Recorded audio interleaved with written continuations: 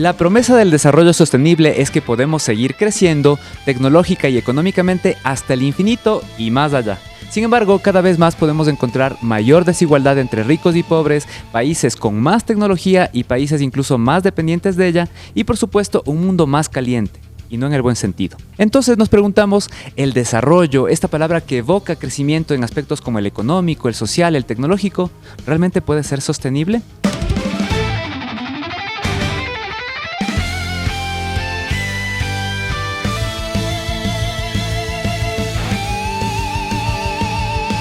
Más allá de lo que ves, hay un universo por conocer,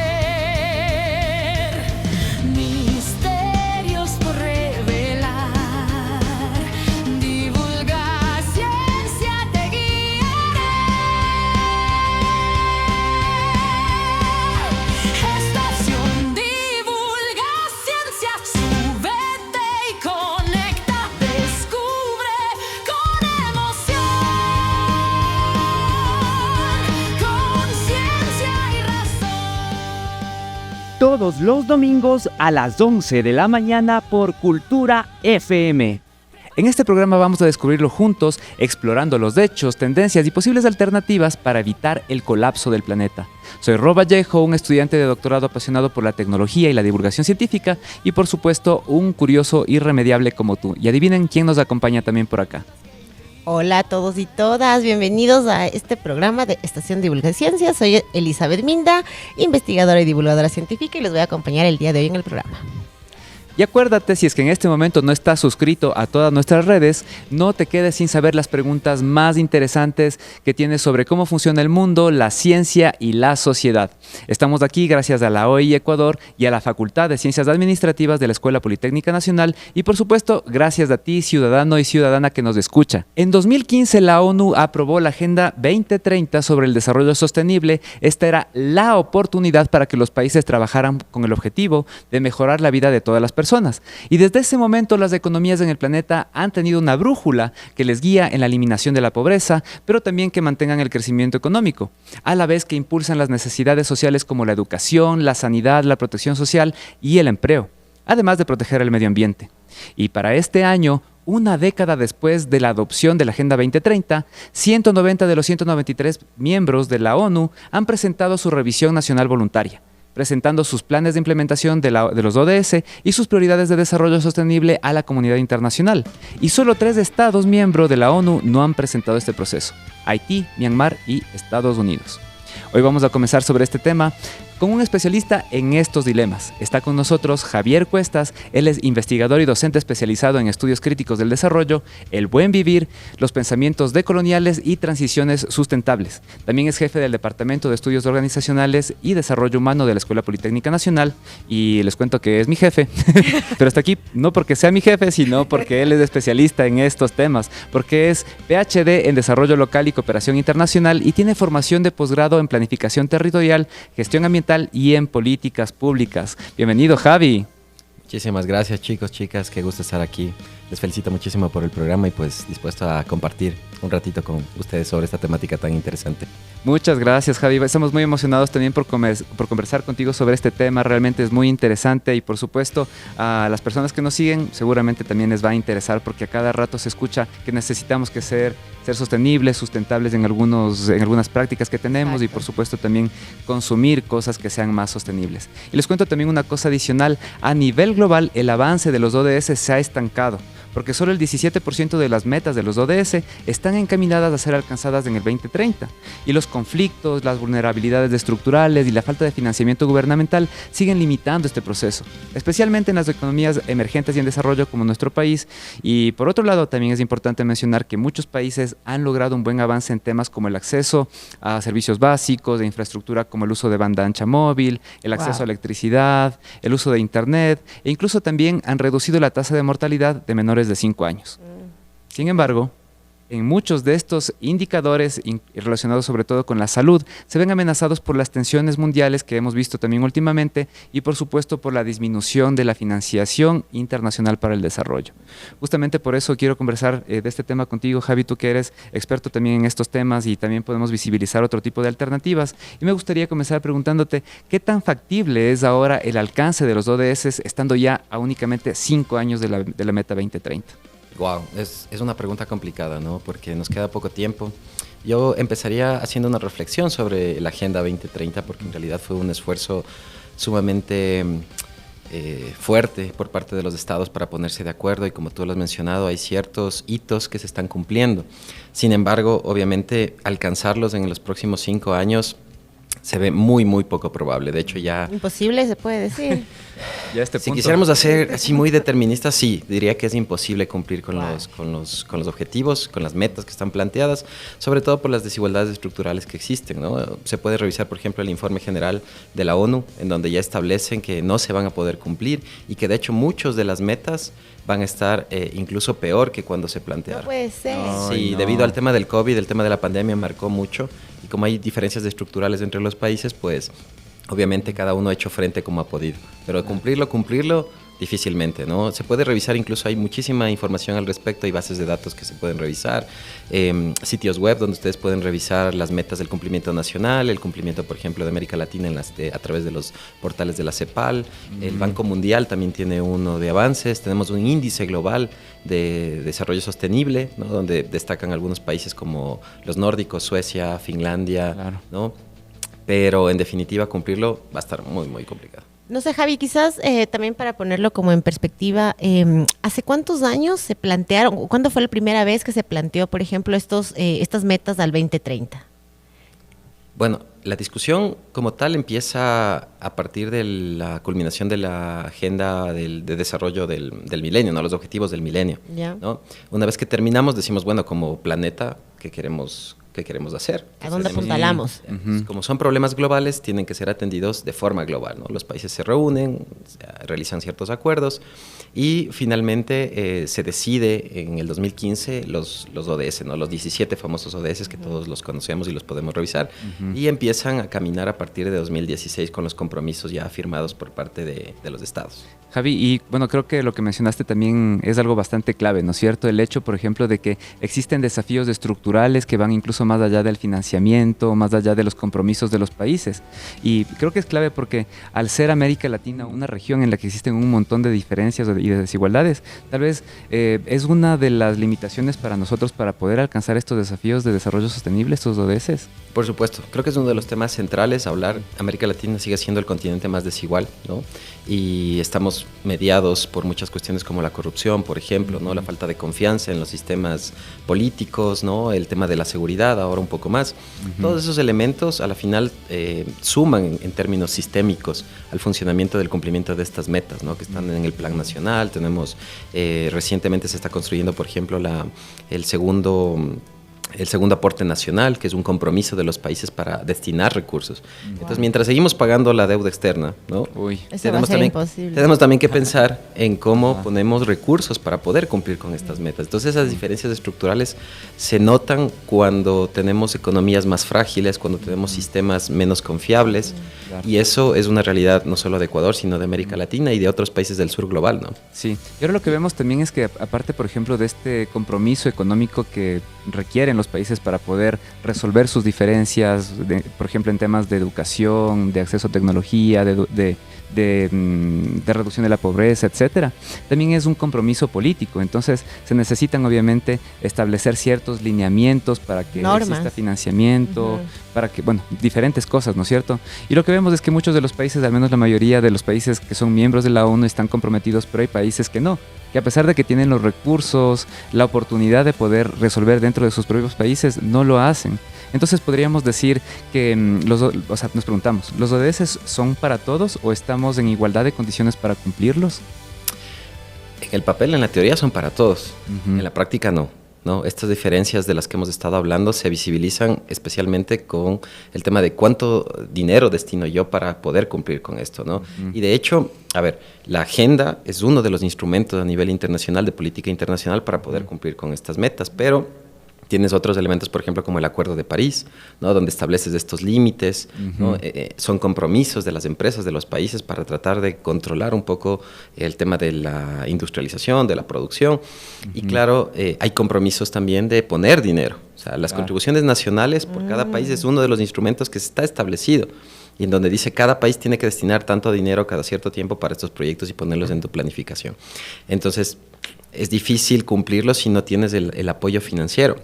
Y en una lógica, por ejemplo, de esta deuda histórica, de la deuda ecológica que se habla mucho, ¿no? Desde el punto de vista de la ecología política, quienes más han, digamos, disfrutado de todo de este sistema en el que estamos viviendo son quienes deberían poner más dinero, pero hay una deuda inmensa, casi de 4.000 billones de dólares que falta Es un montón de para dinero. financiar realmente este tipo de cambios.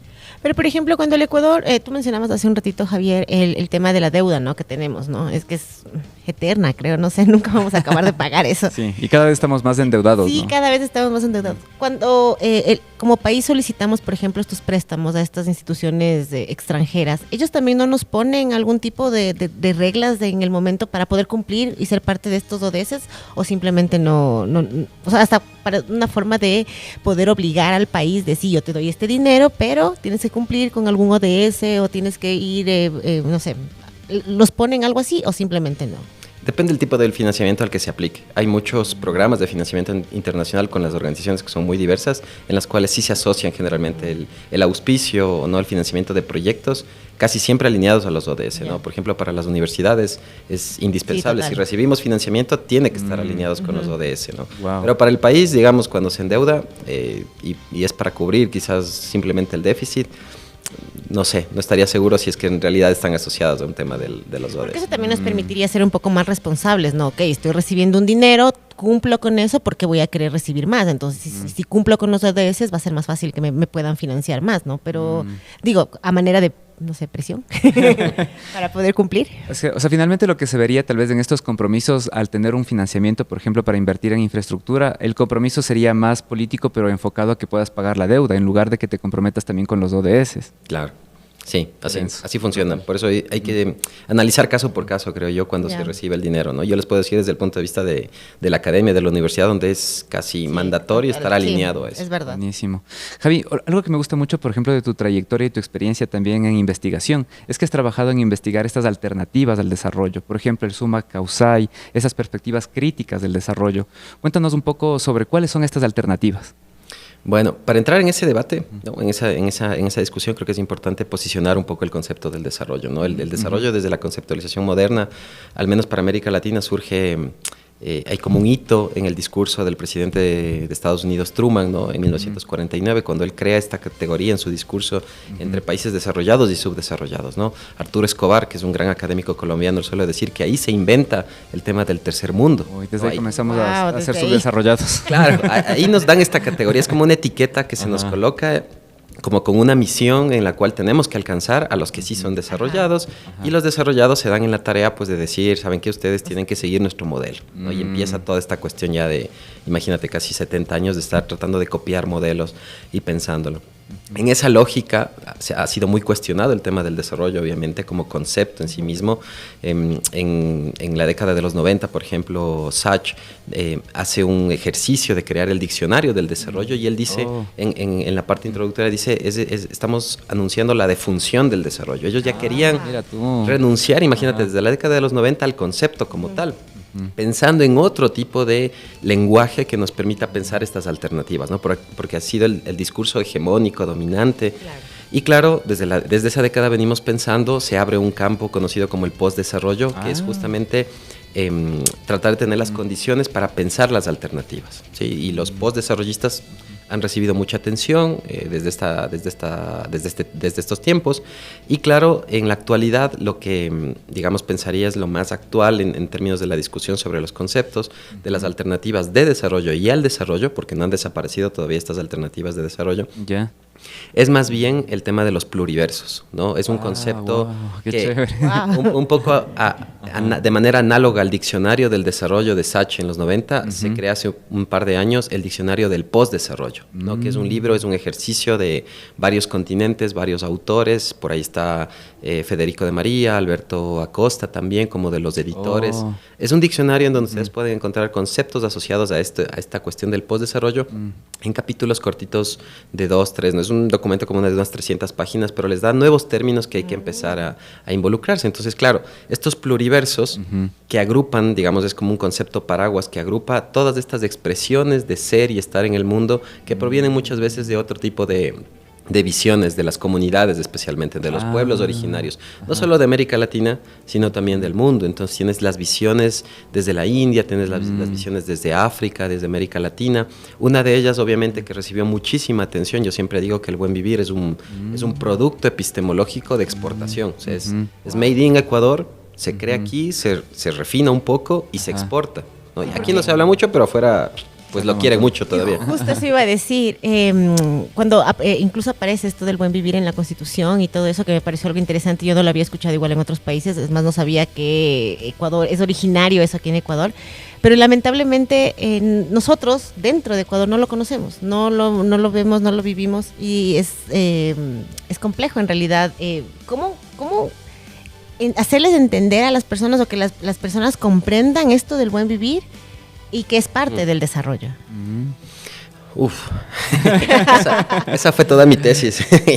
Y seguimos todavía discutiendo, ¿no? Para tratar de transformarlo en algo que se pueda difundir, se pueda, digamos, difundir de una manera más amplia y más sencilla de entendimiento. Yo diría que el buen vivir, bueno, son los buenos vivires ahora, en una lógica de las pluralidades que les estaba contando, Buenísimo. ¿no?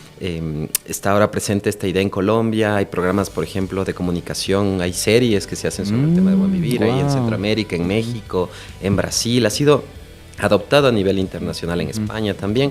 Y claro, dentro de esto, lo que yo les diría es como entender el bienestar, ¿no? Es una forma de entender el bienestar desde la perspectiva siempre de los pueblos originarios, que tienen una relación mucho más directa con la naturaleza, Claro. sin romantizar, porque tienen sus propios problemas, pero es una forma de pensar cómo yo puedo hacer que tengamos bienestar dentro de la sociedad con otras reglas, que las veas de otra manera, quizás desplazando el concepto a veces de la felicidad, que es un concepto occidental muy centrado en el individuo, y trasladarlo hacia la armonía. El concepto central Y en del summa conjunto. causa, exactamente, una armonía en múltiples niveles, ¿no? Desde la armonía individual, pero también con la familia, con la comunidad, con la naturaleza. El concepto central es la armonía. Entonces, si construyéramos sociedades, planes de desarrollo, políticas públicas basados en la lógica de la armonía, seguramente tendríamos otro tipo de Claro. funcionamiento. Eso está súper chévere, ¿no? Porque en general lo que entiendo también del tema del desarrollo es que de alguna manera, con la influencia de Estados Unidos y también con estos acuerdos que se hicieron entre diferentes países para poder alcanzar el desarrollo, entre comillas, es una especie también de estandarización, ¿no es cierto? De transmitir a todos los países qué es lo que deberían hacer y hacia dónde deberíamos remar todos. Pero, por ejemplo, sí hay algunos países o sobre todo comunidades que están fuera de este concepto del desarrollo, que viven de una manera diferente. Tal vez no viven, por ejemplo, enganchados a la tecnología, no viven buscando realmente un crecimiento económico, sino que viven bajo otras reglas y bajo otra concepción de convivir con la naturaleza. Yo diría que hay formas híbridas de convivir dentro del sistema, ¿no? Se sobrelapan a veces estas formas y cuestiones culturales, históricas de cómo han venido desarrollando su vida con la cuestión del sistema como tal, porque sí es un metarrelato, o sea, está sobre nosotros, determina la forma en la que vemos el mundo y cómo actuamos. Claro. Y las comunidades lo que han hecho, diría yo, de manera estratégica, es tratar de ir combinando de forma híbrida estas visiones diferentes con el sistema capitalista. No es que están fuera, ¿no? No es que están aislados del todo, o sea, adoptan la tecnología, la combinan con sus tecnologías. Evolucionan. Sí, tienen que ser parte de esto, no están como un sistema aparte. Y esa es una discusión interesante en el último congreso que pudimos estar justamente en Noruega, como parte de los proyectos que estamos trabajando. Presentábamos estos resultados y les decíamos, las comunidades también quieren crecimiento económico. Y decían, Claro, ¿pero cómo? Porque el Congreso era de decrecimiento, o sea, es esta tendencia contraria, ¿no?, a pensar sobre el Producto Interno Bruto como la medida de crecimiento. Entonces ellos decían, ¿pero cómo las comunidades? Les digo, sí, las comunidades también. O sea, hay una discusión fuerte dentro de ellas, también tienen implícitamente el concepto de desarrollo dentro de su funcionamiento, también quieren cubrir sus necesidades básicas. Entonces, Y es aquí complejo también. Y aquí también no entra el tema de la economía solidaria como parte del desarrollo, como parte de este crecimiento que quieren estas comunidades.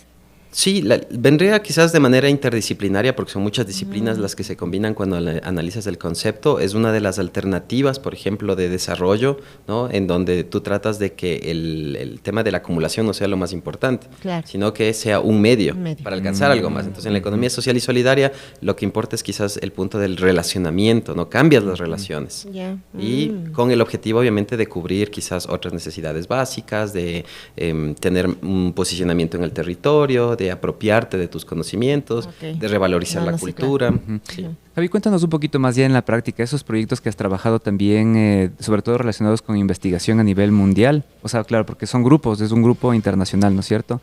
¿De qué manera consiguen financiamiento y qué tipo de prácticas implementan como para ver estas alternativas al desarrollo? Bueno, hay muchas formas de financiamiento a nivel internacional, la que hemos podido o estamos averiguando también cómo funciona, porque es un proceso de aprendizaje, es la convocatoria de la Unión Europea, ¿no?, la convocatoria Horizonte Europa, que venimos trabajando casi 3 años, hay una nueva convocatoria también, es muy interesante, hay mucho financiamiento por parte de la Unión Europea. Wow. Y Hay que buscar estar ojo. Sí, Ajá, sí, sí. sí, estamos en pleno desarrollo. En septiembre hay que presentar la siguiente propuesta y claro, es una oportunidad porque ellos de alguna manera están tratando de buscar estos socios en el sur global, ¿no? Yo digo un tema de responsabilidad histórica también. Tiene ciertos matices que quizás eso lo podemos discutir en otro momento, ¿no?, con un cafecito ahí de las cosas que pasan, Claro. pero hay que aprovechar ese tipo de oportunidades, o sea, ese tipo de proyectos en donde vinculamos a la academia con un sentido propositivo, ¿no?, de igualdad, que se escuchen las Exacto, voces exacto. y tratando de reposicionar sobre todo y revalorizar los conocimientos ancestrales en esta lógica de las discusiones globales, que es uno de los elementos que muchas veces está ausente. Qué chévere. ¿Qué es a ver, dale. Estamos aquí. Sí, esta conversación está súper interesante. Recuerden, chicos, que el formato de esta temporada es un poco diferente. Ya no son dos bloques de 20-25 minutos de solo entrevistas, sino más bien queremos un poco más reflexionar sobre estos temas. Tenemos unos 30-35 minutos y luego más o menos vamos a irnos a la parte de la reflexión, como una especie de ¿qué será? Como dice el Javi, con un cafecito, con una cerveza. Ajá, exacto. Un poco más informal. Pero, Javi, específicamente en este tema está chévere, por ejemplo, que existan financiamiento, existan estos fondos para aplicarlos de una manera tal vez un poco más práctica, pero esas formas tal vez más prácticas es directamente para hacer investigación, por ejemplo, de estudios de caso o directamente para aplicar en diferentes contextos de estas formas o estas prácticas alternativas al desarrollo o mezcladas con el desarrollo. Sí, la idea es tratar de combinar todas, ¿no? Es decir, te permite financiar obviamente el trabajo de campo, el relacionamiento con las comunidades, construir los lazos de confianza con ellos también, porque de alguna manera una de las cosas que hemos implementado en los últimos años es tratar de ser recíprocos con las comunidades, es decir, movilizar parte de los fondos que nos están dando, no solo para irnos a la ponencia en Noruega, ¿no?, o publicar un artículo científico, sino que eso realmente pueda ser trasladado hacia las comunidades respondiendo a lo que ellos nos piden. Entonces, por ejemplo, en el proyecto nosotros nos decían, uno de los estudios de caso nos dijo, yo necesito capacitación en proyectos para conseguir financiamiento. Entonces conseguimos un experto que los capacitó. Fuimos y preguntamos, ¿qué necesitan ustedes? O sea, nosotros queremos árboles. Ah, wow. No vas con el conocimiento experto de esto es lo que tú necesitas, Pero no. puedes conseguir de alguna manera llegar con eso Tratamos y de cubrir gestionar esa necesidad. Exactamente, ¿no? Y otro nos decía, necesito una página web, perfecto. Oh, Entonces, qué caray. tratamos de ir diversificando en función de esas necesidades. Entonces, movilizas los recursos de hacia allá, realizas el trabajo de campo, difundes el conocimiento a través de los congresos, de las publicaciones, puedes también dar trabajo a los estudiantes de doctorado, porque muchos de ellos se vinculan con financiamiento, a veces es difícil, tú sabes, tener financiamiento como estudiante de doctorado, podemos obviamente financiarles y con eso tratamos de abarcar varias cosas con el presupuesto, ¿no? Y la idea es tener un poco más en la siguiente convocatoria para tener más alcance. Claro. Y por Wow. ejemplo, o sea, sí es verdad, ¿no? A lo final quizás como investigadores, obviamente tu producto final, que es el artículo científico, la ponencia debe ser el tope al que tú quieras llegar, no digo como profesional. Pero es cierto que es importante llegar a las comunidades y cubrir las necesidades que ellos puedan tener. Pero ya en campo, ¿qué tanto has visto tú esa colaboración de las comunidades? Porque yo creo que, bueno, no sé, desde lo que yo hago he visto que a veces las comunidades no quieren participar con nosotros porque ya hubo grupos anteriores que no llegaron con resultados o no cubrieron esas necesidades, y a veces tú quieres entrar en verdad con toda la predisposición, proactivo, pero te encuentras con esa barrera. ¿Cómo ves ahí en ese trabajo ya en campo? Sí, lograr esos lazos de confianza puede ser complicado, ¿no? Al menos si es que es la primera vez que te encuentras, hay que generar paso a paso, ¿no? Mostrarles que el trabajo que estás haciendo, que has hecho anteriormente, y tratar de encontrar un plan con ellos, que ellos sean partícipes de lo que quieren hacer. O sea, mientras más participativo, mientras más ellos sientan que van a tener un retorno, sea con conocimiento, sea con recursos, van a tener mayor apertura. Pero sí es difícil al inicio tratar de ingresar con ellos. Entonces, lo mejor es que sea participativo, que ellos puedan dar su opinión, que sean escuchados y que al final siempre nos comprometamos a retornar, ¿no? En este sentido del pensamiento andino, del Randy, del dar, de la reciprocidad. Yo creo que es un llamado a todos los investigadores que hacen trabajo en campo, no ir, ser extractivistas Exactamente. y no volver nunca, ¿no? Ajá. Entonces tratamos de trabajar ya con grupos, con estudios de caso un poco ya establecidos, donde sabemos que vamos a permanecer ahí durante bastante tiempo. Qué bueno, Chévere. qué bueno, qué bueno. Bueno, y también es otro tipo de concebir también la investigación, ¿no? No es únicamente una investigación teórica que piensa ser publicable, sino también es algo transformacional, algo que obtiene recursos del exterior, llega también a la comunidad es parte de la construcción de ese conocimiento, incluso de los resultados, recibe algo a cambio, y este conocimiento se construye y se publica en conjunto. ¿Es lo que entiendo? Esa es la aspiración. O sea, ser más participativos es mucho más complicado, ¿no? Nosotros trabajamos desde, digamos, la investigación cualitativa y, claro, nuestra aspiración sería hacer, por ejemplo, acción participativa, ¿no? En donde tú no defines el objetivo, los objetivos o el marco metodológico, sino que se construye con ellos. Oh, Eso wow. tarda mucho Es más chévere, tiempo. pero- Sí, por supuesto, y es más enriquecedor porque Exacto. estás respondiendo a la necesidad. Exactamente. Muchas veces vamos nosotros como académicos y decimos, esto es lo que quiero investigar, pero ellos no necesitan. Tal Claro. cual. O no necesariamente es de eso lo que ellos necesitan. Exactamente. Ajá. Entonces, eso es como Chévere. fases en las que estamos tratando de transitar, desde la parte más extractivista, menos extractivista, tratar de que en realidad podamos con ellos construir la investigación que queremos. Por eso, como les digo, tarda Más tiempo. más tiempito, sí. Chévere. Pero claro, yo creo que esa manera de trabajar o ese proceso en el que involucras a las comunidades permitiría un mejor desarrollo o una visión mejor del desarrollo, ¿no? Digo yo, no sé. O sea, desde el que no eres tú el que llega e impone, sino en el de participamos todos y volvemos a lo que tú hablabas hace un ratito, ¿no? Este trabajar en conjunto entre todos y ver entre todos qué se puede hacer. Algo así. Sí, por supuesto. Les permites a ellos que se piensen también a sí mismos, porque esta idea del desarrollo que hemos conversado, ¿no? Es una idea más académica, el postdesarrollo y todo esto, el degrow, el buen vivir, ¿no? Terminan siendo a veces como muy abstractos. Pero en el territorio las cuestiones son muy prácticas.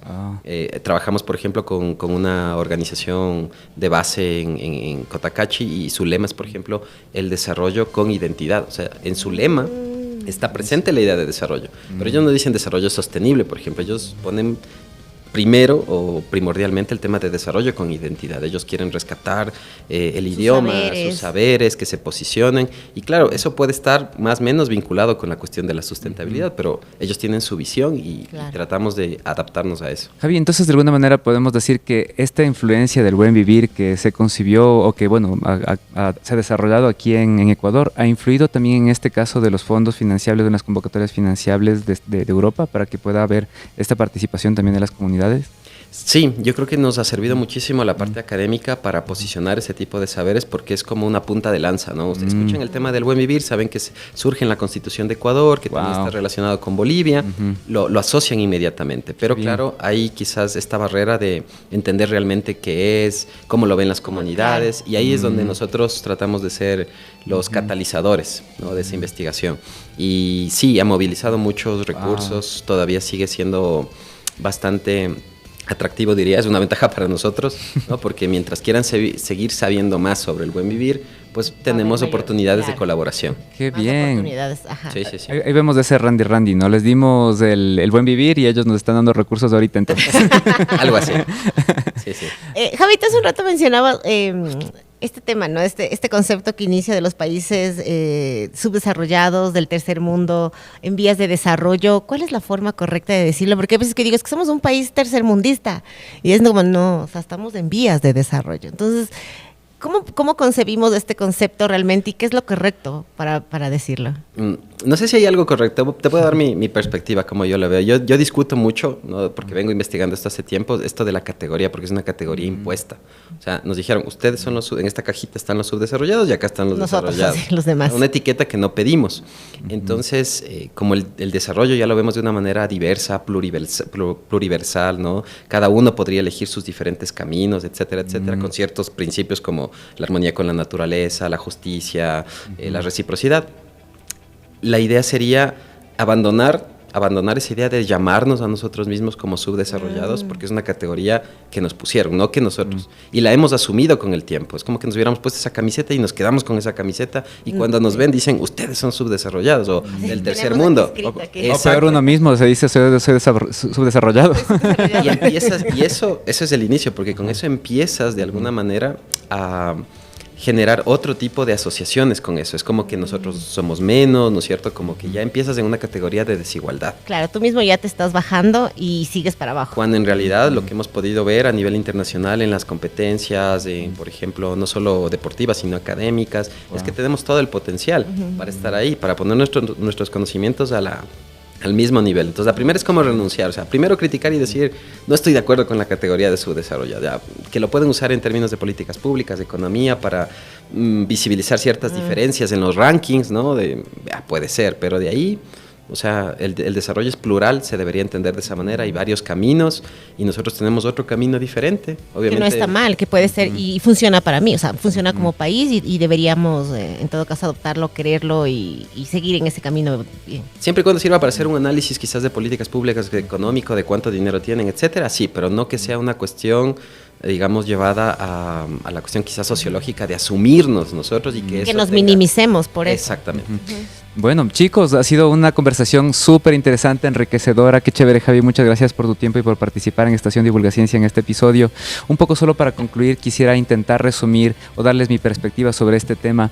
Y es que, bueno, hemos aprendido que el desarrollo o este concepto de crecimiento no es únicamente blanco o negro, no está solo a la izquierda y a la derecha, sino que también existen muchas dimensiones en las cuales se incluye, por ejemplo, el bienestar, la armonía, no solo del ser humano, sino también de la naturaleza. Y hay un poquito para llevarlo a través de la parte práctica. Obviamente los ODS siguen siendo una brújula para los países para que puedan alcanzar, en teoría, un mejor crecimiento, tal vez un poco más redondito, no únicamente en términos de economía, pero hay oportunidades de financiamiento a través de los ODS. En este caso que tú nos has presentado, que son estos fondos de este financiamiento Horizonte Europa, ¿no es cierto? ¿Se vería todavía influenciado por los ODS o tal vez existe esta influencia un poco más enfocada en una práctica del buen vivir? Yo diría que como son fondos de Europa, ¿no? Europa siempre se piensa Europa, está bien, y destina fondos para pensarse de aquí a 2050 y en adelante. Ellos están en una etapa ya de post-crecimiento. O sea, lo que les guía a ellos es, ya, como dice un amigo mío, suele decir, ellos ya se farrearon. Están Los recursos, la plata, todo. Están en el chuchaqui, ¿no? Y entonces en ese chuchaqui dicen, saben que esta farra estuvo muy fuerte, hay que bajarle, ¿no? Entonces están pensando en el post-crecimiento. Qué bien. Seguían, quieren conversar con estas otras versiones de América Latina como el buen vivir, está bien, quieren ver cuál es el diálogo, las conexiones, pero Europa se piensa Europa. Entonces ese financiamiento va a estar en torno hacia cosas que vayan hacia post-crecimiento y actualmente la última convocatoria tiene mucho énfasis, por ejemplo, justicia social, justicia ambiental, justicia climática. Entonces ellos ya están como un poco de descarbonización, ¿no? Que para nosotros todavía está bastante lejos. Ese financiamiento sí hay, pero de alguna manera hay que engancharnos en eso porque nuestra realidad nos va a permitir visibilizar lo que ya pasó. Claro. Entonces, sí. Ujú. Chicos y chicas, gracias por acompañarnos en este bloque. Si les gustó, acuérdense de compartir con sus amigos, familiares y con todas las personas que quieras, por supuesto con tu crush, con la persona que no te para bola, etcétera. Pero etiquétales en este video para que aprendan un poco más sobre qué es el desarrollo y cuáles son las alternativas. Recuerda también suscribirte a nuestras redes sociales y nos vemos en el siguiente bloque.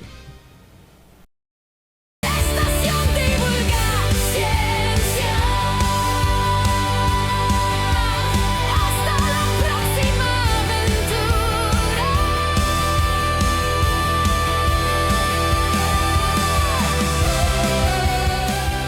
¡Qué viaje! Pero la curiosidad nunca duerme, así que mantén tu atención porque la siguiente semana regresaremos a la Estación Divulga Ciencia, donde cada pregunta es el comienzo de una nueva aventura.